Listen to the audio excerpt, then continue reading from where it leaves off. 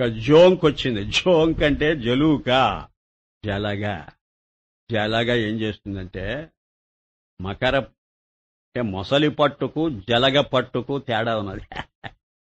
మొసలి పట్టు పట్టడమే అంతే, ఇంకా వదిలిపెట్టదు. జలగ అలా కాదు. జలగ చేసే పని ఏంటంటే, ఇది ఉపనిషత్తులో వచ్చిందిలే, బృహదారణ్యకంలో వచ్చింది. ఒక ఆకు మీద ఉండి అది ఇంకొక ఆకు మీదకి వెళ్లాలట. ఆ ముందరి కాళ్లతో ఆ ఆకును పట్టుకొని తర్వాత వెనకటి కాళ్ళు దగ్గరికి తీసుకుంటుందట. అది పట్టుకోకుండా ఇది వదిలిపెట్టదట. ఈ లక్షణం చూశాడు కమ్లేవాల. నీ మనస్సు అనేది దాన్ని పట్టుకొని దీన్ని వదిలిపెట్టాలి. ఇప్పుడు చాలా మందికి ఉన్నది ఏంటంటే, అనాత్మ నుంచి ఆత్మ దగ్గరికి వెళ్లడం, అసతోమా సద్గమయ మృత్యోర్మా అమృతంగమయ అన్నప్పుడు దీనిలో నుంచి దానిలోకి అయినప్పుడు దీన్ని వదిలేసి దాని దగ్గరికి పొమ్మని అర్థం చెబుతారు. తప్పండి. దాన్ని పట్టుకుంటూ దీన్ని వదిలేయాలి. నువ్వు ఇప్పుడు దీన్ని ఎలా వదిలేస్తావు చెప్పు? సంసారం ఎలా వదిలేస్తావు? నీకు అస్థిభాతి అనే భావాలు మనస్సులో చేరకపోతే వాటి విశేషాలను నువ్వు వదిలేయవు. విశేషాలను వదిలేస్తే కాని సామాన్యాన్ని పట్టుకోలేవు. ఇక మళ్ళీ అదే వచ్చింది, ఆ పొజిషనే వచ్చింది. ఇంతకుముందు చెప్పిన పొజిషనే ఇది. ఏది ముందు ఏది వెనక, రెండు ఒకే కాలంలో చేయి. ముఖ్యంగా పాజిటివ్ ముందు ఉండాలి, నెగటివ్ తర్వాత ఉండాలి. నేను ఎప్పుడు చెబుతుంటా. అందుకే భగవద్గీతలో కూడా అభ్యాసేన తు కౌంతేయ వైరాగ్యేణ చ గృహ్యతే. అభ్యాసం ముందు చేయి, తర్వాత వైరాగ్యం దానిపాటికదే వస్తుంది. పతంజలి కూడా అభ్యాస వైరాగ్యాభ్యాం తన్నిరోధ అనే అన్నాడు ఆయన. అంటే అనులోమంగాను ప్రతిలోమంగాను సాగాలని ప్రయత్నం. అందులో అనులోమానికి ఎక్కువ నువ్వు ప్రాధాన్యం ఇవ్వాలి. ఎందుకంటే నీకు కావలసింది అనులోమం, ప్రతిలోమం కాదు. ప్రపంచాన్ని వదులుకోవడం అనంటే నువ్వు పొమ్మనంటే అది పోదది. నువ్వు నాకేం చూపావయ్యా, నాకేదైనంత ఆహుతి పడి నేనే వెళ్ళిపోతా, ఎందుకు వచ్చినా గొడవ. ఆహుతి పెట్టడమే అభ్యాసం. ఏమిటి ఆహుతి? సర్వం ఖల్విదం బ్రహ్మ, అయమాత్మా బ్రహ్మ, ప్రజ్ఞానం బ్రహ్మ, అహం బ్రహ్మాస్మి. ఇది ఆహుతి. ఆ 4 రొట్టె ముక్కలు దానికి భారీ. అప్పుడు మనస్సు వింటుంది. ఓహో, నేను సర్వం మీదకి పోదామనుకుంటే నువ్వేమన్నావు? సర్వం ఖల్విదం బ్రహ్మ అన్నావా? అయితే నాకు ఫీల్డ్ లేకుండా పోయిందే. ఆపరేషన్కు నాకు అక్కడ ఫీల్డ్ లేదు. పోనీ జీవుల మీదకి పోతాను నేను. జీవుల మీదకి పోవడానికి వీల్లేదు. ఆయన ఆత్మా బ్రహ్మ, ప్రతి జీవి బ్రహ్మే. ఓహో, ఇక్కడ కూడా నాకు డోర్స్ క్లోజ్ చేసేసావా? దానికి డోర్స్ క్లోజ్ చేస్తూరా, లోపల జిక్కిపోతుంది అది. తర్వాత ఏం చేస్తామనుకుంటున్నా? ఆ బ్రహ్మం ఎలా ఉంటుంది? అది జ్ఞేయమా జ్ఞానమా? జ్ఞేయం కాదు, ప్రజ్ఞానం బ్రహ్మ. అది కేవలం జ్ఞాన స్వరూపం. ఆ డోరు క్లోజ్ అయిందా? సరే, ఇంకా ఇప్పుడు ఏమిటట? నువ్వైనా దొరికావులే, నిన్ను పట్టుకుంటా. నేను అన్నం పట్టుకుంటావు, అహం బ్రహ్మాస్మి, నేను బ్రహ్మం అయిపోయా, ఏనోర్మోయి అనేటికి. దానికి ఎటు చూస్తే అటు బ్రహ్మం కనపడాలి. ఎటు చూస్తే అటు బ్రహ్మం కనపడేటప్పటికి అది బ్రహ్మం అయిపోతుంది. అంటే మనసు ఆత్మ అయిపోతుంది. అది ఆ 4 రొట్టె ముక్కలు దానికి భారీ. మహావాక్యాలు రొట్టె ముక్కలు పారేస్తే అవి నవ్వులతో కూర్చుంటుంది. అప్పుడు నువ్వు తప్పించుకో. ఇంకా మనసు నీకు శత్రువు కాదు, మిత్రుడు. ఆత్మైవ హి ఆత్మనో బంధురాత్మ ఇవ రిపురాత్మన. నువ్వు ఈ టెక్నిక్ తెలియకపోతే అది నీకు శత్రువు. నీ టెక్నిక్ తో దాన్ని పట్టుకున్నావంటే మిత్రుడు. భగవద్గీత అన్నీ సూచన చేసింది పాపం. ఒక భగవద్గీత ఏంటండి, ప్రతి వేదాంత గ్రంథం అది అద్వైత భావాన్ని చెప్పడానికే వస్తుందండి మనకు. ఉపనిషత్తుల దగ్గర జరిగింది అదే కదా. అంచేత జోంకట విచార్ కర్నా రూప్ పాన్ కర్తా హూ. నేను విచారణ అనేటువంటి రక్తపానం చేస్తున్నానంటున్నదట ఆ జలగ పట్టిందనంటే రక్తాన్ని పీల్చేస్తుంది. ఆ విచారం అనేది నేను పానం చేస్తూ ఉన్నా అని అన్నదట అది. తర్వాత కచువా. ఇవన్నీ అంతరార్థాలు చెప్పుకుంటూ వెళ్ళిపోదాం. అదే అసలు ముఖ్యం. కచువా ఏమన్నది? అన్ని వైపుల నుంచి నేను నా అవయవాలను ముడుచుకుంటున్నానన్నదట. అది చేసే పనినే అద్వైత రూపంగా ఈయన గారు వ్యాఖ్యానం చేస్తుంటే అద్భుతంగా ఉంటుంది. ఆ కూర్మోంగానీవ సర్వశ, భగవద్గీత. కూర్మ అంగానీవ సర్వశ, తన అవయవాలన్నింటినీ ఆయా ప్రదేశాల్లో నుంచి వెనక్కు లాక్కుంటుందని. అలాగే నువ్వు కూడా ప్రాపంచికమైన ఆలోచనలలో నుంచి నీ మనస్సు తప్పించాలి. అనేకత్వాన్ని గూర్చి ఆలోచించకూడదు. ఏకైకమైన ఆత్మస్వరూపాన్నే మనసుకు తెచ్చుకుంటుండు. ఒక భర్గోదేవస్య ధీమహి, మరి ధియోయోన ప్రచోదయాత్, వాటిని వైపు ఆలోచించకు. అది కూర్మం చేసే పని. తనలోనే తానుంటున్నది. తన అవయవాలు ఇటు అటు పోకుండా చూసుకుంటున్నది. అలాగే నీ మనస్సు కూడా అటు ఇటు చెదరిపోకుండా ఉండాలని దానిలో ఉండే సంకేతం. 4 అధ్యాయాలు అయిపోయాయి ఇప్పటికి. 8 అధ్యాయాల గ్రంథం ఈ కాళీ కమ్లీవాల రచించిన గ్రంథం. పక్షపాతరహిత అనుభవ ప్రకాశం 8 అధ్యాయాలు. మీకు ఆశ్చర్యంగా ఉంది, ఇన్ని పేజీలు చదివామే 4వ అధ్యాయమేనా అని. ఈ 4 అధ్యాయాలే చాలా పెద్దవి. పోతే ఇంకొక 4 అధ్యాయాలున్నాయి. 5వ అధ్యాయం దగ్గరికి వచ్చాడు ఆయన. అథ పంచమస్సర్గ అన్నాడు. ఇక్కడ ఇక నేచర్ మిస్టిసిజం బ్రహ్మాండంగా ఉంటుంది. ప్రతి ఒక్కటి వస్తుంది. అక్కడ జంతువులు పక్షులు మాట్లాడాయి మనతో. ఇక్కడ జంతువులు పక్షులుగా కనపడవు. ఇక్కడ భావాలుగా కనపడతాయి. నిరాకారమైనటువంటి భావాలు. భావాలంటే ఐడియాస్ అండ్ థాట్స్ అవొస్తాయి. అవి ఒకనొక రూపము ధరించి మన దగ్గరకు వస్తాయట. పెర్సానిఫికేషన్ అంటారు దీన్ని. కోపం వస్తుందట మన దగ్గరికి, లోభం వస్తుందట మన దగ్గరికి, కామం వస్తుందట. అవన్నీ మనకు ఒక మెసేజ్ ఇచ్చి వెళ్ళిపోతాయట. వాటితో పాటు దేవతల వాహనాలు వస్తాయట. విఘ్నేశ్వరుడి వాహనం మూషికం, అది వస్తుందట. అది మనకు చెప్పవలసిన విషయం ఏదో చెప్పి వెళ్ళిపోతుందట. కాలభైరవుడి వాహనం కుక్క, అదొచ్చి తన విషయం తాను చెప్పుకుంటుందట. ప్రతిదీ నిన్ను చీవాట్లు పెట్టి పోతూ ఉంటాయి. ప్రతిదీ కూడా. ఎందుకంటే వాటిని తక్కువగా చూస్తున్నావు కదా. అందువల్ల మాలో ఉండే గొప్ప గుణాలు మీకు ఉంటే ధన్యులురా మీరు. మాలో ఏ ఏ గుణాలున్నాయో మీరు చస్తే అలవరుచుకోలేరు. మీకు జన్మతః రావవి. ఎంతో ప్రయత్నం చేస్తేనే గాని మాకు సహజంగా ఏర్పడ్డ గుణాలు మీకు అలవడవు. మాకు బై బర్త్ వచ్చాయి కొన్ని గుణాలు, మీకు రావవి. కనుకనే మీరు ప్రయత్నం చేసి సాధించండి. మమ్మల్ని తక్కువగా చూడకండి. మేము మీకు గురువులం. ప్రపంచమే గురువు. ఇది భాగవతం చివరి స్కంధాలలో వస్తుంది. నీకెంతమంది గురువులని వాడు అడిగితే 24 ఉన్నారు నాకు గురువులనంట. తేనెటీగ ఒక గురువు, అజగరం ఒక గురువు, కొండ చిలువ, ఇవన్నీ గురువులట. అంటే వాటికి ఒక లక్షణం ఉంది, అది మన దగ్గర లేదు. అజగరమును జుంటీగయు నిజ గురువులుగా గదలతు అన్నాడు వాడెవడో. అజగరం ఒకటి, జుంటీగ తేనెటీగ, ఈ 2 గురువులు. ఎలాగని అడిగాడట. అడిగితే చెప్పాడు వాడు, ఆ కొండ చిలువ అలాగే కొండ మీద పడుకొని ఉంటుంది. చిలువ అంటే పాము. చిలువ అంటే పాము. చిలువ అంటే పామని ఎందుకు వచ్చిందంటే నువ్వు కూడా తెలుసుకోవాలయో. చిలుము అంటే విషం. అది వాయి అంటే నోరు. నోటిలో విషం ఉంటుంది కానీ చిలువ పాము. అది కొండల మీద పడి ఉంటుంది కాబట్టి కొండ చిలువ అన్నారు. అంతే తేడా. చాలా పెద్దది. రెప్టైల్స్ అనేదో అంటారు, అంత పెద్దది. అది అలాగా నోరు తెరుచుకొని ఉంటుంది. ఏ ప్రయత్నము చేయదు, ఎక్కడికి వెళ్ళదు. ఏ ఆహారం తనకు లభిస్తే, తన నోట్లో పడితే అదే దానికి ఆహారం. దాంతో తృప్తి పడుతుంది. ప్రారబ్ధం కొద్దీ ఏది తనకు సంప్రాప్తమైతే దానితో తృప్తి పడడం అనేది ఒక గొప్ప సందేశం. ఇది ఆ కొండ చిలువ నాకు ఇచ్చిందని అంటాడు. దాన్ని చూసినప్పుడు ఆ గుణం మన మనసుకు వస్తుంది. అలాగే తేనెటీగ ఎంతో ఆశపడి ప్రతి పుష్పం మీద వాలి దానిలో ఉండే మకరందం సంగ్రహించి ఒక తేనె పెర తయారు చేసి దానిలో తేనెగా మారుస్తుంది. అది అద్భుతమైనటువంటిది అండి. పుష్పాలలో తేనె అంటే ఏముంటుంది? ఆ పుష్పంలో ఏదో తేమగా ఉంటుంది, నాలుగు రాసుకో, అంత తేనె అంత మధురంగా ఉంటుంది అండి ఏ పుష్పంలో అయితే మాత్రం. ఇది అది అని లేదండి, అన్నీ తీసుకొస్తుంది, దాన్ని ట్రాన్స్ఫార్మ్ చేస్తుంది తేనెలోకి. ఆ తేనె అండి ఎన్ని 100 సంవత్సరాలైనా డీకంపోజ్ కాదు, చెడిపోదండి. పిరమిడ్స్ ఉన్నాయి చూడండి, ఈజిప్షియన్ పిరమిడ్స్. ఒక హిస్టరీ లెక్చరర్ చెప్పాడండి నాకు, లేకపోతే నాకేం తెలుస్తుంది. ఆ ఇన్ఫర్మేషన్ ఇచ్చాడండి.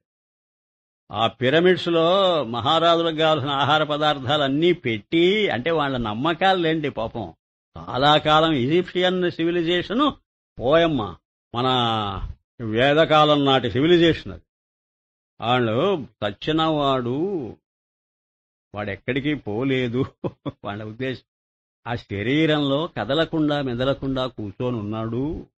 వాడికి ఆహారం అది మనం సప్లై చేస్తూ ఉంటే గాని వాడు అలాగే బతకడు అని చెప్పి డీకంపోజ్ కాకుండా వాళ్ళు ఎంబామ్ చేసి రసాయనిక ద్రవ్యాలు, ఇది మీకు చెబితే ఆశ్చర్యంగా ఉంటుంది. రామాయణంలో వాల్మీకి ఎలా తెలుసునో ఏం కదో, తైల ద్రోణ్యాం అని అంటాడు. ఒక తైల ద్రోణిలో పెట్టేశారట దశరథుడి శరీరం. భరతుడు వచ్చే వరకు, రాముడు వచ్చే వరకు ఇంకా ఆశ లేదులేండి, ఆయన 14 ఏళ్లకు గాని రాడు. మరి ఈ లోపల భరతుడైనా అంత్యక్రియలు చేస్తాడని, రాముడికి నెక్స్ట్ భరతుడే, భరతుడికి నెక్స్ట్ లక్ష్మణుడు, లక్ష్మణుడికి తర్వాత శత్రుఘ్నుడు. రామ భరత లక్ష్మణ శత్రుఘ్నులు అనాలి, కానీ మనం ఆ మాటను కూడా రామలక్ష్మణ భరత శత్రుఘ్నులు అనేస్తాం. అది పొరపాటు. రాముడి తర్వాత భరతుడే పుట్టాడు. ఆ భరతుడు వచ్చే వరకు ఆ శరీరం అలాగే ఉండాలి అని అలాగే ఒక ద్రోణం అంట ఒక పెద్ద బాక్స్ లో పెట్టి అలాగే కాపాడారు. ఎంత కెమికల్స్ వాళ్ళు వేసుంటే అంతకాలం నిలుస్తుంది అది. ఆలోచించండి ఎంత పెద్ద విద్య ఉన్నదో ఏం కదో ఏమైపోయిందో. ఎందుకు చెబుతున్నానంటే ఆ ఈజిప్షియన్ సివిలైజేషన్ అంత గొప్పది. వాళ్ళు ఆ తేనె పెద్ద పెద్ద జాడీలలో పెట్టారు. తేనె అది ఒక పిరమిడ్ ఎట్లాగో విరిసిపోయింది. దాని లోపలికి వెళ్ళి వీళ్ళందరికీ రీసెర్చ్ టెంపర్మెంట్ ఎక్కువ కదా మన వాళ్ళకు, సైంటిస్టులకు. అక్కడ ఏముందో చూద్దామని లోపలికి వెళ్ళి ఆ తేనె యువతలకి లాక్కొచ్చారట, ఒక జాడీ లాక్కొచ్చి.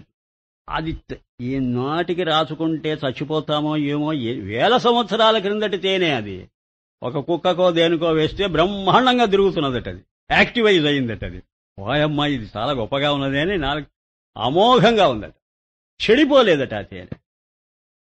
అందుకనే మధు విద్య అని పేరు. ఉపనిషద్ ఋషులకు తెలుస్తుంది.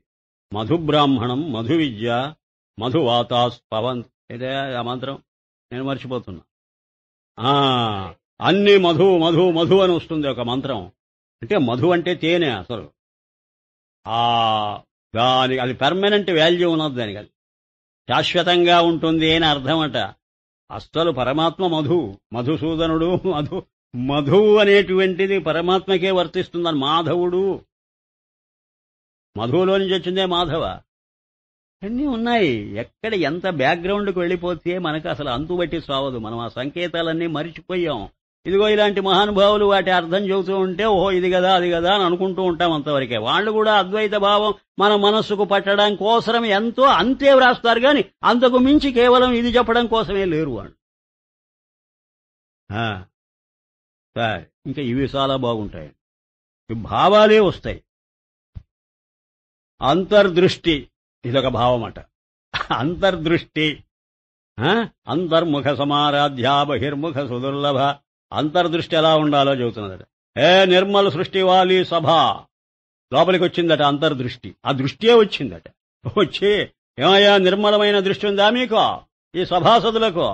అసత్ జడ దుఃఖ రూప కల్పిత నామ రూప బాహర్ దృష్టికి దృష్టిసే. మీరెంతసేపటికి అసద్దృష్టితో ఉన్నారు, బాహ్య దృష్టితో బతుకుతున్నారు. ఆ దృష్టి కంటే దృశ్యాంతర్ మరొక దృశ్యం ఉంది మీరు చూడవలసినటువంటిది. సచ్చిదానంద్, ఆ దృష్టితో చూడండి, అప్పుడు అది కనిపిస్తుంది మీకు. ఈస్ బుద్ధి ఆదికోక ప్రకాశక్, ఈ బుద్ధికంతా ప్రకాశకం అది. ఆత్మాకా తమ్య అపరోక్ష నహి హోతా, పూర్తిగా మీరు అపరోక్షం చేసుకొని చూడకపోతే అది ఈ బాహ్య దృష్టి దానికి హెల్ప్ చెయ్యదు. బాహ్య దృష్టికి అంతా బాహ్య ప్రపంచమే కనిపిస్తుంటుంది. అంతర్దృష్టి కావాలి మీకు, దీనికి భిన్నమైనది. జైసే పురుషకో కల్పిత సర్పదండ మాలాది బహిః పదార్థం కి దృష్టి సే సర్ప రజ్జు కా అపరోక్ష జ్ఞాన్ నహి హోతా. మీరు సర్పాన్ని చూస్తూ ఉండడం బాహ్య దృష్టి. ఆ బాహ్య దృష్టి ఉన్నంత వరకు మీకు రజ్జువు కనపడదు. మళ్లీ మీరు అంతర్దృష్టితో, అంటే ఆ సర్పం లోపల ఏదుందో దాన్ని చూడాలి, అది అంతర్. అర్థమవుతా? రజ్జువు బయటికి వచ్చి కనపడుతున్నది, అది బాహ్య దృష్టి. మళ్ళీ ఆ బాహ్య దృష్టికి సర్పం కనపడది.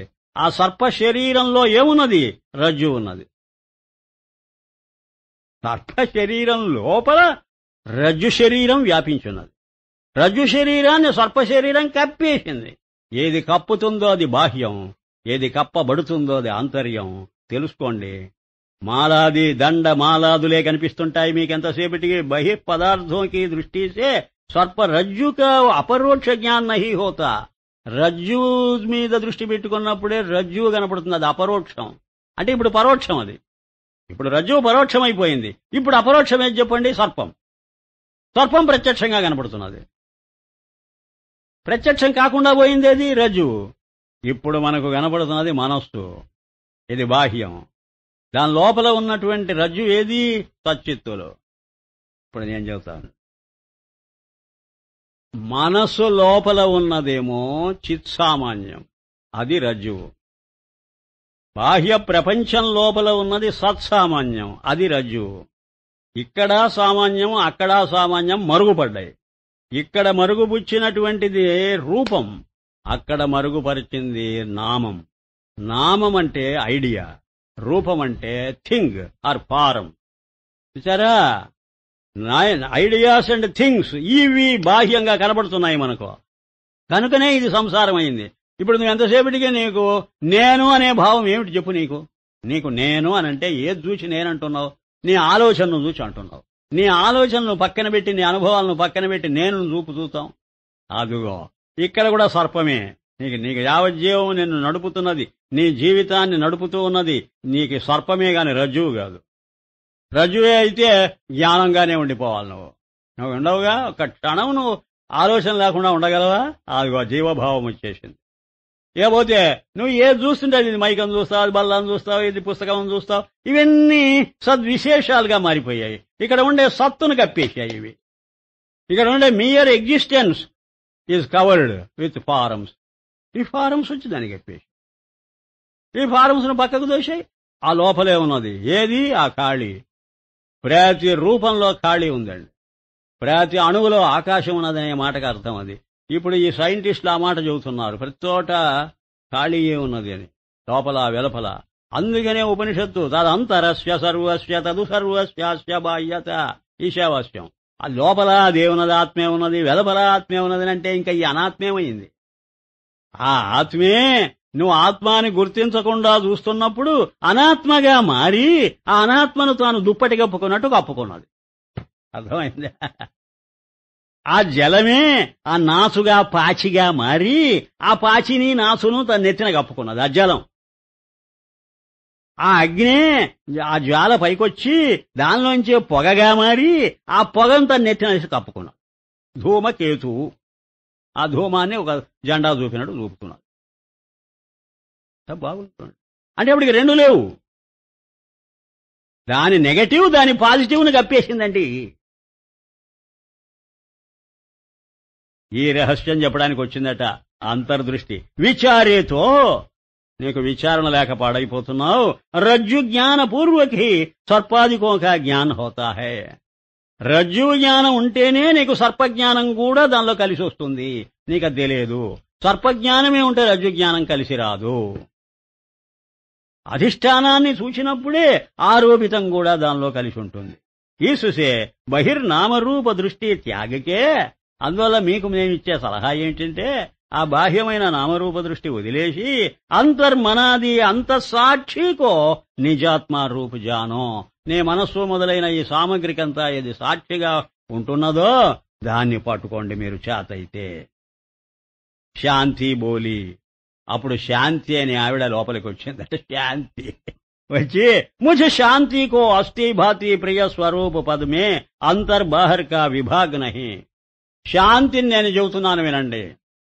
శాంతి అంటే ఏమిటో తెలుసా? ఉపశమించటం. ఉపశమించటం అంటే ఏమిటో తెలుసా? తేడా లేకుండా పోవడం. మీకెప్పుడు తేడా లేదో అప్పుడే శాంతి. తేడాగా చూస్తున్నంత వరకు అశాంతి. అస్థిభాతి ప్రియ స్వరూప పదమే. అస్థిభాతి ప్రియమనేటువంటి నీ స్వరూప స్థితిలో అంతర్బాహర్క విభాగ్ నహి. లోపల వెలపల అనేటువంటి విభాగము లేదు బాబు. లోపల అస్థిభాతి ప్రియమే, వెలపల చూచిన అస్థిభాతి ప్రియమే. కాబట్టి ఆ మూడు లక్షణాలు లోపల వెలపల వ్యాపించున్నప్పుడు నువ్వు లోపల అని దేన్ని చూపుతావు, వెలపల అని దేన్ని చూపుతావు? సరే, ఇప్పుడు నేను ఎప్పుడు చెబుతూ ఉంటా, ఇంతకుముందు చెప్పాను, చాలా రోజులు ఏంటింది మర్చిపోయి ఉంటారు. 2 చెరువులు ఉన్నాయి, మధ్యన ఒక కట్ట ఉన్నది. ఆ కట్ట ఉన్నంత వరకే ఇది ఒక చెరువు అదొక చెరువు తేడా వస్తున్నది. కట్ట తెగ్గొట్టారనుకో, 2 చెరువులు కలిసి ఏకమయ్యాయనుకో, దేనికి ఏది వెలపల ఉన్నది దేనికి ఏది లోపల ఉన్నదని అడిగితే ఏమైనా అర్థం ఉందా? అది శాంతి అట, లేకపోతే అశాంతి. జో విభాగవాన్ పరిచ్ఛిన్న వస్తు హోతీ హై. ఎక్కడైతే నీకు విభాగం ఏర్పడుతుందో పరిచ్ఛిన్నమైపోతుంది, అది అంటే తగ్గిపోతుంది. సో అనిత్య జడ దుఃఖ రూప హోతీ హై. అప్పుడు దానికి 3 అవలక్షణాలు వచ్చి పడతాయి. అనిత్యం అనిపించుకుంటుంది, దుఃఖభూయిష్టమైపోతుంది, జడ పదార్థం అయిపోతుంది. ఈసుసే అస్థిభాతి ప్రియరూప సర్వాత్మ, అంతటా అదే ఉన్నదని నువ్వు ఎప్పుడు గ్రహిస్తావో శాంత రూప ద్రష్టాకోజో జానే తో శాంత హోవే. నీ ద్రష్టను శాంతంగా నువ్వు ఎప్పుడైతే భావిస్తావో, అంటే ఏ విధమైన తేడా లేకుండా నీ స్వరూపాన్ని నువ్వు పట్టుకోగలవో, అప్పుడే ఎక్కడ పడితే అక్కడ ఓం శాంతి శాంతి శాంతి. లేకపోతే ఊరికి ఆ మాట అనడమే గాని శాంతి అనేది మన మనస్సుకు రాదు. వైరాగ్య అదొకటి వచ్చిందట లోపలికి. వచ్చి వాటి అన్ని అంతరార్థాలు చూస్తున్నాడు ఆయన. ఊరికే నోటితో ఉచ్చరించటం కాదయా, ప్రతి దానిలో ఉండేటువంటి ఆంతర్యం ఏమిటో గుర్తించి ఆ మాట చెప్పండి. తిస్సమై వైరాగ్య మనుష్యమూర్తి ధార్కర్. వైరాగ్యం అనేది మనుష్య రూపము ధరించి ఆయి బోలా వచ్చి మాట్లాడుతున్నదట. హే సాధో వైరాగ్య వినా సుఖ నహి. మీకు విరక్తి లేకపోతే సుఖం లేదు బాబు. 96 సద్దినాలు పెట్టుకోవడమే రాగం. ఆ రాగం ఉన్నంత వరకు విరాగం లేదు. విరాగం లేకపోతే సుఖం అంతకన్నా లేదు. వైరాగ్య యహి హై. వైరాగ్యం అంటే ఏమనుకుంటున్నారో మీరు? కాషాయాలు కట్టుకుని పరిగెత్తడం అనుకుంటున్నారా ఏమిటి? నో, వైరాగ్య యహి హై కి శాంతి అశాంతి अंतर बाहर वृत्ति आदि नाम रूप प्रपंच की निजात्म सत्ता से पृथक सत्ता का अत्यंत अभाव अनुभव होना. దానికి డెఫినేషన్ ఇచ్చాడండి. వైరాగ్యం అంటే ఏమిటో కళ్ళకు గట్టినట్టు. ఏంటట? అనుభవ హోనా. ఇది అనుభవానికి రావాలి, అది వైరాగ్యం. ఏది అనుభవానికి రావాలండి? అత్యంత అభావం, ఏది లేదు అనేటువంటిది అనుభవానికి రావాలి. ఏదీ లేదంటే ఏమిటంటే వెనక నుంచి ముందుకు వస్తున్నా నేను. అర్థం చెప్పేటప్పుడు ముందు నుంచి వెనక్కు రావటంలా నేను. వెనకాల మాట పట్టుకొని అక్కడి నుంచి ముందుకు వచ్చి మాట్లాడుతున్నా. అనుభవమే వైరాగ్యం అన్నాడు. దేని అనుభవం అని అడిగాడు. అత్యంత అభావం, పూర్తిగా తొలగిపోవటం అనేది అనుభవానికి రావాలి. ఏది పూర్తిగా తొలగిపోవాలంటారు? చెబుతాం. పృథక్ సత్తా, వేరే ఒక అస్తిత్వం ఉంది అనే భావం మనసుకు రాదు. వేరే ఒకటి ఉన్నది అనేది మనసుకు రావు. ఏది వేరే? ప్రపంచకి నిజాత్మ సత్తాసే పృథక్ సత్తా. ఈ ప్రపంచానికి ఒక అస్తిత్వం ఉంది, ఇది కూడా ఉంది. ఇప్పుడు ఈ మైక్ ఉన్నది, పుస్తకం ఉన్నది, శరీరం ఉన్నది అనేటువంటిది దేనికంటే భిన్నంగా ఉండకూడదండి. దేనికంటేనా? ప్రపంచక నిజ ఆత్మసత్తా. ఈ చూచే నా దృష్టి కంటే ఈ దృశ్యానికి వేరే ఒక ఉనికి, వేరే ఒక ఎరుక ఉన్నాయనే భావం నీ మనసుకు ఎప్పుడూ రాదు. నా ఉనికే దాని ఉనికి, నా స్పృహే దాని స్పృహ. యస్యైవ స్ఫురణం తదాత్మకం అసత్కల్పార్థకం. వీటికున్నటువంటి స్ఫురణ ఆ దక్షిణామూర్తి స్ఫురణే. వీటికున్న అస్తిత్వం దక్షిణామూర్తి అస్తిత్వమేనని చెప్పారే దక్షిణామూర్తి శ్లోకంలో. అది ఇదే. ఇదే వైరాగ్యం అంటే ఏమిటనుకుంటున్నావు? ఇంకేదో ఉందనుకుంటే రాగం. నేనేగాక మొత్తం ప్రపంచం కూడా నాకు వేరుగా ఏదో కనపడుతుంది అనేటప్పుడు దాని మీద వ్యామోహం. అదేదో పోగు చేసుకుందామని. నీకు భిన్నంగా చూచినప్పుడే నీకు చాపల్యం. చాపల్యం ఉన్నంత వరకు శాంతి లేదు. శాంతి ఎందుకు లేదంటే నీకు దాని మీద వైరాగ్యం లేక. అశాంతి, శాంతి, అంతర్, బాహర్ ఇవన్నీ వృత్తులట. ఇలాంటి ఆలోచనలు ఆది నామరూప ప్రపంచకి, నామరూప ప్రపంచం తాలూకు ఆలోచనలన్నీ నిజాత్మ సత్తాసే పృథక్ సత్తాగా అత్యంతాభావం.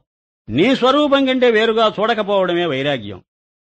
దాని మీద విముఖంగా ఉండు. నువ్వు తెచ్చిపెట్టుకోకు. యోగాభ్యాసం ద్వారా సాధిద్దామని చూడకో. ఇది అర్థం చేసుకుంటే చాలు, వైరాగ్యం దానిపాటికి అది కలుగుతుంది. जैसे पृथ्वी आदि भूतों की सत्ता से भिन्न शरीर की सत्ता का अत्यंताभाव है, वह वैराग्य नाम त्याग का है. तुझा चौथा. ఇప్పుడు ఆ కింద ఉన్న నేల ఉన్నది చూడండి, అది పృథివీ. పృథివీ అంటే వట్టి మట్టి, మట్టి రాళ్ళు రప్పలు. దాని మీద ఉన్న ఈ స్లాబ్స్ ఉన్నాయి చూడండి, ఇవి ఏమిటంటావు? దాని మీద ఉన్న ఆ పట్టా ఏమిటంటావు? అప్పుడే తేడాగా చూస్తున్నావు నువ్వు. దాని మీద ఈ బల్ల ఏమిటంటావు? దాని మీద ఈ మైక్ ఏమిటంటావు? ఎదురుగుండా ఈ సోఫా ఏమిటంటావు? దీని మీద కూర్చున్న ఈ శరీరం ఏమిటంటావు? ఈ పుస్తకం చేతిలో అదేమిటంట, ఇదంతా పృథివే. పృథివీ వికారాలు ఇవన్నీ. ఆ పృథివే రిఫైన్ అయి ఇవన్నీ తయారయ్యాయి. అది క్రూడ్ ఫారంలో ఉన్నది పృథివీ అన్నావు. అంతెందుకయ్యా, సూత్రభాష్యంలో వచ్చింది కదా బ్రహ్మాండంగా. ఒకే ఒక పృథివీలో రాళ్ళు రప్పలు ఎట్లా వచ్చాయి? అది మట్టి కదా. మట్టిలోంచి రాయి వస్తే ఎంత గట్టిగా ఉంటుంది అది. ఓ కొండ పైకి వచ్చింది, అది పృథివీ వికారం కాదు. ఇంకొక మాట, ఆ పృథివీలోనే లోహాలు ఎలా వచ్చాయి? ఇది వెండి అన్నావు, ఇది బంగారం అన్నావు. బంగారము మట్టి కాదు, మట్టిలో నుంచి వచ్చింది కాదది. మట్టి కాకపోతే మట్టిలోంచి ఎందుకు వచ్చింది? మరి పచ్చగా మెరుస్తుందే, మట్టి మెరవదే. అంతేకాదు, నవరత్నాలు ఎక్కడి నుంచి వచ్చాయి? ప్రెషస్ స్టోన్స్ అంటావు కదా, స్టోనే కాది, ప్రెషస్ ఆఫ్ కోర్స్. మన తెలుగులో కూడా రాళ్ల కమ్మలు అంటారే, రాళ్లే కమ్మలుగా పెట్టుకున్నావా నువ్వు? ఆ రాయి ఎలాంటి రాయి అది? అది వజ్ర వైడూర్యాలు, వాటికి ఎంత విలువ. పూర్వం రత్న పరీక్షకులు ఉండేవాళ్ళట రాజుల దగ్గర. వాడు చెప్పాలట దాని ఖరీదంతో. వాడికి తెలుసుట ఆ విద్య. ఇది ₹1,00,00,000 చేస్తుందంటే కోటే. ఎలా చెప్పావయ్యా? అన్ని రాళ్లగా కనపడతాయి మనకు. అందులో కూడా ఎట్టి రత్నమైన సానబెట్టక ప్రకాశింపనట్టు బాలుడెట్టివాడైన గురుజన శిక్షలేక ప్రకాశింపడు అని నీతి శాస్త్రం. ఎంత వాడైనా సరే పెద్దల యొక్క సేవ చేయకపోతే విజ్ఞానం అనేది అంకురించదు నీకని చెప్పడానికి, ఎలాంటి రాయైనా రత్నమైనా సరే అది సానబెట్టే కొద్దీ దానిలో మెరుగు బయటపడుతుంది. మరి మామూలు రాయి నువ్వు సానబెట్టు, అరిగిపోతుంది అంతే, దానిలో మెరుగు లేదు. ఇన్హెరెంట్ గా దానిలో వాల్యూ ఎక్కడి నుంచి వచ్చింది? అంతా పృథివీ అయినప్పుడు. అర్థమైందా? ఒక చెట్టు పైకి వచ్చింది, ఒక మనిషి శరీరం పైకి వచ్చిందే. చెట్టు శరీరానికి మనిషి శరీరానికి ఎంత తేడా ఉంది? ఇవి విశేషాలు. అది సామాన్యం, పృథివీ సామాన్యం. ఆ సామాన్యమే ఇన్ని విశేషాలుగా కనపడుతున్నది. ఇదే ఆభాస. ఇప్పుడు అర్థమైందా? పృథివీ సామాన్యం, అందరిలో రకరకాలుగా మారి కనపడుతున్నదే ఇది ఆభాస. నీకు ఏది ఎక్కువగా ఆకర్షణ చెప్పు? ఆ నేల వైపు నువ్వు చూడవు, ఆ బంగారం వైపు చూస్తావు, వెండి వైపు చూస్తావు, ఆ రాళ్ల కమ్మలు చేయించుకుందాం అనుకుంటావు. అరే రే రే, ఆ చెట్లు చామలు కనపడుతుంటే వాటికి కాయలు పండ్లు ఏమైనా ఉన్నాయి, కోసుకొని తిందాం అనిపిస్తుంటుంది. ఇదంతా ఏంటి? ఆ విశేషాలు నిన్ను ఆకర్షించినట్టు. మహానుభావ, సామాన్యం చస్తే ఆకర్షించ, కనుకనే పరమాత్మ నిన్ను నన్ను ఆకర్షించలేకపోతున్నాడు. కేవలం సత్తు చిత్తు ఎవడికి కావాలంటావు. ఆ సద్విశేషాలు చిద్విశేషాలతో సతమతమైపోతున్నావు. ఎలాగో తెలుసా? మిథ్యాత్మ గౌణాత్మ, అందుకే నేను ఆకర్షించడం. మిథ్యాత్మ ఏమిటి? నీ భావం, జీవభావం, నీ మనస్సు, నీ మనసులో ఆలోచనలు, అనుభవాలు, ఎప్పుడు దాంతో సతమతం. నువ్వెప్పుడు ఒంటరిగా కూర్చున్నా కూడా 10 మందితో మాట్లాడేటప్పుడైనా సరేనయ్యా, దేర్ ఈజ్ ఎక్స్క్యూజ్. నువ్వు ఒంటరిగా కూర్చున్నప్పుడు నీకు క్షమాపణ లేదు. అప్పుడు ఎందుకు ఆలోచించవు? ఆలోచించడం నీకు ఇష్టంలే, మొహం మొత్తుతుంది. ఎంతసేపు ఆలోచిస్తావులే బా, అది దోషాలు బారేస్తావు. అందుకనే ఒక ధ్యానం అనేది ఒక టైంలో పెట్టుకుంటావు. నువ్వు దొంగవు. ఎందుకంటే అసలే ఆలోచించకపోతే ఏమో బా, ఎప్పుడొకప్పుడు పోతామేమో, ఆ పోయినప్పుడు అదేమన్నా పట్టుకుంటుందేమో, గొంతు పట్టుకుంటుందేమో, ఇప్పటి నుంచి దానికి కూడా ఇంత ఆహుతి బారేస్తుందాం అప్పుడప్పుడు అని మెడిటేషన్ అని ఒక టైం పెట్టుకొని చేయలేక చస్తావు. దేవతార్చన అని ఒక టైం పెట్టుకొని చేయలేక చస్తావు. ఎందుకు తెలుసా? అది కోప్పడకుండా మన మీద. ఎందుకంటే చచ్చిన తర్వాత దాని రాజ్యంలో పోయి పడతాం. అప్పుడు అది గొంతు పట్టుకుని దుంప దుర్మార్గుడా, బతికినంతకాలం నీకు ఛాన్స్ ఇస్తే నన్ను గురించి ఆలోచించవా? ఇప్పుడా నేను నీకు కనపడుతున్నది, ప్రాణం తీస్తాను నేను, తెలుసు. నీ సూక్ష్మ శరీరాన్ని సావబాదుతుంది అది. స్థూల శరీరం ఇక్కడే పోగొట్టుకున్నాం, అక్కడికి పోయినా సుఖం లేదు. మనసు ప్రాణం సూక్ష్మ శరీరం, దాన్ని వేధిస్తుంది అది. ఎందుకంటే ఇప్పుడు కూడా ఈ స్థూల శరీరానికి దెబ్బ. నీకు ఎవడు చావగొట్టినా నీ మనస్సుకు ప్రాణానికి దెబ్బ. సరే, ఇక్కడేమో కానరాని దెబ్బలు, అక్కడ కనపడే దెబ్బలు. కాడుతుంటే మనసు ఓని కేక పెడుతుంటే ఇక ఏం చెబుతాయ్యో? చిలువలు పలువలు పెట్టి వర్ణించాయి పురాణాలు. స్వర్గం నరకం, ఇదంతా దేనికి? ఇదంతా సంకేతమే మళ్ళీ. అందుకే చెబుతున్నా, అజ్ఞానంలో అది వాస్తవం, అదే వ్యావహారిక సత్యం. జ్ఞానంలో అంత ఆభాస, అంతా మాయా, మిథ్య. అప్పుడు అర్ధకామాలతో పాటు ధర్మపురుషార్థం ఎగిరిపోయింది. ధర్మార్థకామాలు 3 వర్గం అన్నారు దీన్ని, మూఠ. అపవర్గం మోక్షం. వర్గంలో చేరదది అంటే ఈ ముఠాలో చేరదని అర్థం. అంటే 1000 సార్లు చెప్పాను. అందుకనే బ్రహ్మ విద్యలో ఉన్నటువంటి వాడికి ఇక ఏదీ లేదు, ఇంక ఇహం లేదు, పరం లేదు. ఏదే విశ్వం విష్ణుర్వషట్కార. ఈ విశ్వము విష్ణువే, ఆ విశ్వము విష్ణువే, భూత భవ్య భవత్ప్రభువు, 3 కాలాలు విష్ణువే, దేశమంతా విష్ణువే, కాలమంతా విష్ణువే, వస్తువంతా విష్ణువే. విష్ణు అంటే వ్యాపకం, వ్యాపకమైన శుద్ధ చైతన్యం. ఎంత హాయిగా ఉంది ఇది. అయ్యే దాని మీద అభిరుచి ఏర్పడాలి నీకు, అది వచ్చింది. ఆ అభిరుచి ఏర్పరచుకోవటానికే ఈ సత్సంగం. ఇప్పుడు ప్రతిరోజు క్లాసు ఈ విషయం తప్ప ఏది నా నోట ఇంకేది రానివ్వను నేను. మీరు ఇంకెక్కడికి వెళ్ళినా సరే అది ఇది 96 చదువుతారు, నేను చెప్పను. ఎందుకంటే ఒకే ఒక విషయం మీదనే మనసు లగ్నం కావాలంటే వాడు అద్వైతే చెప్పాలి, కానీ ఇంకెవడు చెప్పలేడు. వట్టి మాట అండి. ఏదో ఇది జై, కొన్నాళ్ళు ఇది జై నాయన, ఆ తర్వాత అంతా జాంతానాయి. కొన్నాళ్ళు ఇదేమిటి, కొన్నాళ్ళు అదేమిటి, ఉన్నది ఒకటే అయినప్పుడు దాని మీదికే మనస్సులు తిప్పాలి, బలవంతంగానైనా తిప్పి చూపాలి. గాని లేకపోతే మనం మాట వినం, మన మనస్సు మాట వినదు, మనం వినమంటే మన మనస్సు వినదు. అది విషయం. సరే, వైరాగ్యక అర్థ ఆత్మామే హి ఘటతాయ్. వైరాగ్యం అనంటే ఆత్మస్వరూపమేనట, ఇంకా ఏది లేదు, దానికి తన పాటికి తానే ఉన్నది, అదే వైరాగ్యం. తథా అస్తిత్వ పురణత్వ ప్రియత్వ ఆత్మాని అత్యంత అసత్ జడ దుఃఖ రూప నామ రూప అనాత్మ దృశ్య ప్రపంచకే సాత్ ఐసా రాకియా హైకి. అయితే వైరాగ్యం అంటే వీటిని తోసేయమంటారా, అది అద్వైతం ఎలా అవుతుంది అనే ప్రశ్న వచ్చింది. వస్తే ఆయన ఏమంటున్నా అంటే విశేషమైన రాగం విరాగం అంటున్నాడు. వారి రాగము లేకపోవడం విరాగమే, బ్రహ్మాండంగా రాగం ఉండడం కూడా విరాగమేనట. అంటే నెగటివ్ గా చెప్పి ముందు ఇప్పుడు పాజిటివ్ గా చూస్తున్నాడు. ఏమని? ప్రపంచాన్ని కూడా అభిమానించటమే వైరాగ్యం అని. ఎవరు చెప్తారు ఇది? ఎలా అభిమానించడం అండి? దానిలో నీ స్వరూపమే చూస్తున్నప్పుడు దాని మీద అభిలాష లేకపోవడం ఏమిటి? అష్టీభాతి ప్రియం అనేటువంటిది ప్రతి ఏ పదార్థంలో లేదు చెప్పు, ఎందుకు తోసేస్తావు? ప్రపంచకే సాత్ ఐసా రాగ్ కియా హై. ప్రపంచంతో ఇంతగా నువ్వు బంధం పెంచుకో, అనుబంధం పెంచుకో. ఎట్లాగా? దృశ్య నామ రూప్ కో సచ్చిదానంద సరీఖా అప్నా రూప్ కర్ దిఖాయా హై. దీన్ని కూడా మార్చుకోవయ్యా నీ రూపంలోకి. సరైన అద్వైతం అంటే ఇది. ప్రతి దృశ్యము ద్రష్టే అనుకో, నీ దృష్టి అనుకో, అసత్తును సత్తు అనుకో, అభాతిని భాతి అనుకో. అంటే అప్పటికేంటి? ఇది ప్రవిలాపనం, అసలైన ప్రవిలాపనం ఇది. జైసే జల్కో దూధ్ అప్నా రూప్ కర్ దిఖాతా. అద్భుతమైన దృష్టాంతం చెప్పాడు. ఆ పాలల్లో నీళ్లు కలపవయ్యా. పాలకు నీరు విజాతీయమా సజాతీయమా చెప్పు నాకు. పాలు ఆత్మ అనుకుంటే నీరు అనాత్మ ప్రపంచం. కానీ అనాత్మ ప్రపంచాన్ని తన లోపలికి తీసేసుకున్నది ఆ దూధ్, పాలు కలిపి తీసుకొని తెల్లగా చూపింది దాన్ని. బా, ఎంత బాగుందో! ఆలోచించే కొద్దీ అద్భుతంగా ఉంది.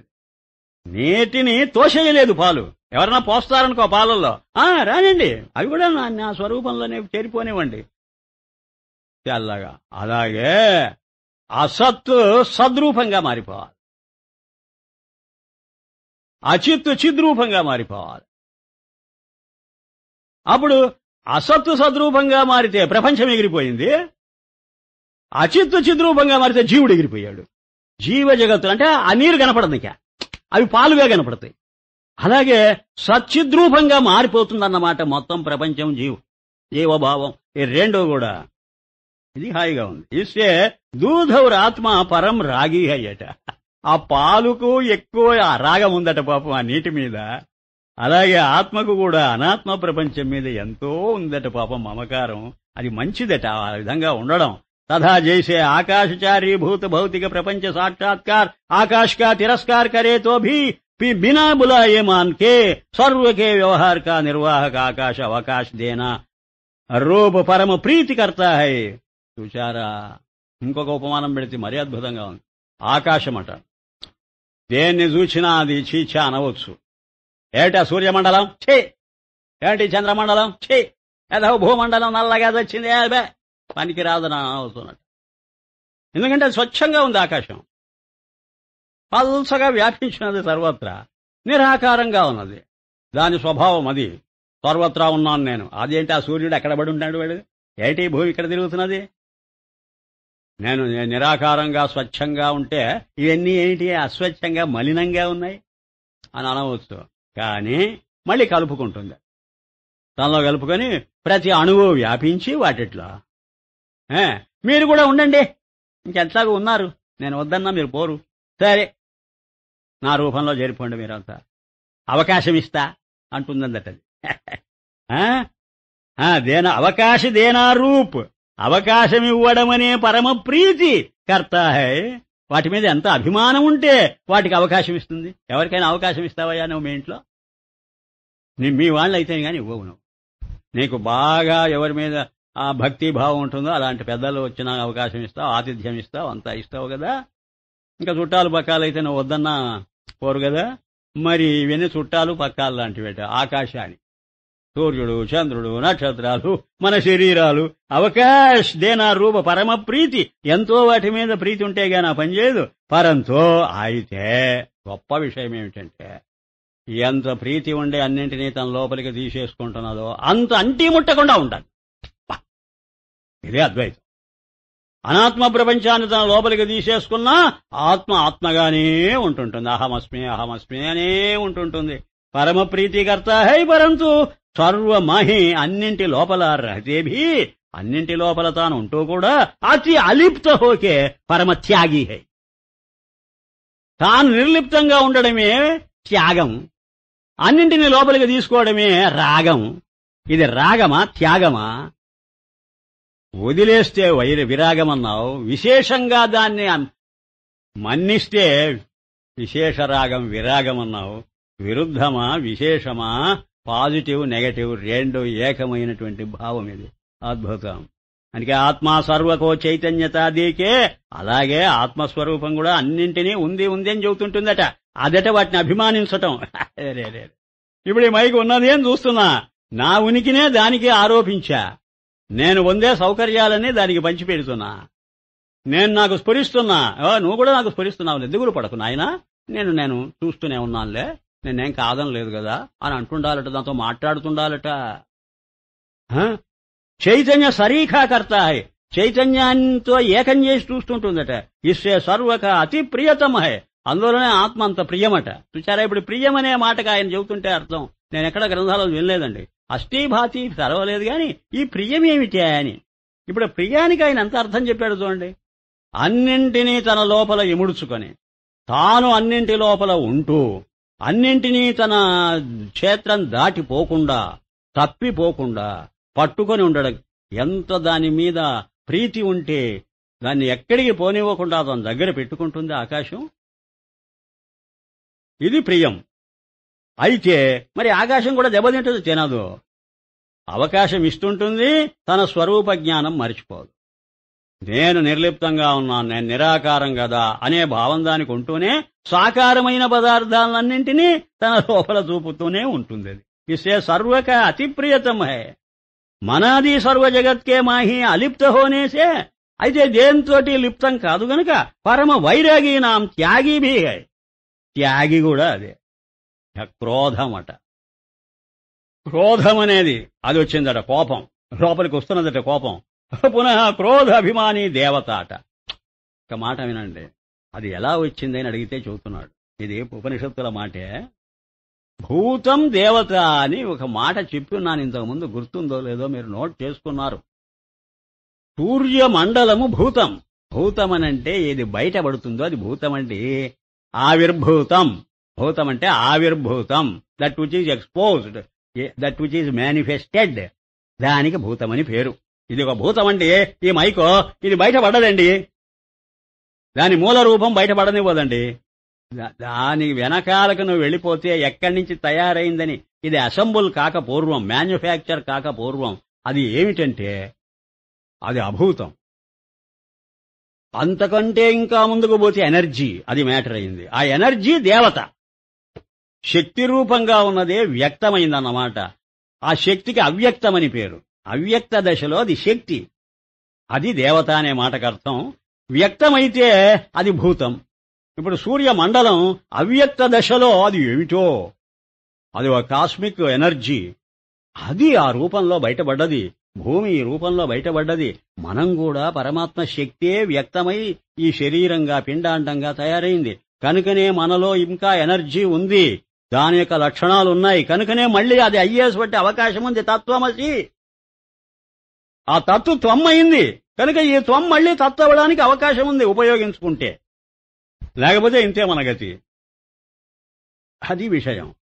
కనుక ప్రతి ఒక్కటి దేవతారూపంగా వాస్తవం, భూతరూపంగా అవాస్తవం. క్రోధ అభిమానీ దేవత అంటారు దాన్ని. అంటే ఆ భూతాన్ని అభిమానిస్తున్న దేవత. ఇప్పుడు మనం ఈ భూతాన్ని అభిమానించటంలే, మనం దేవతే. అంటే మన జ్ఞానం ఒక దేవత.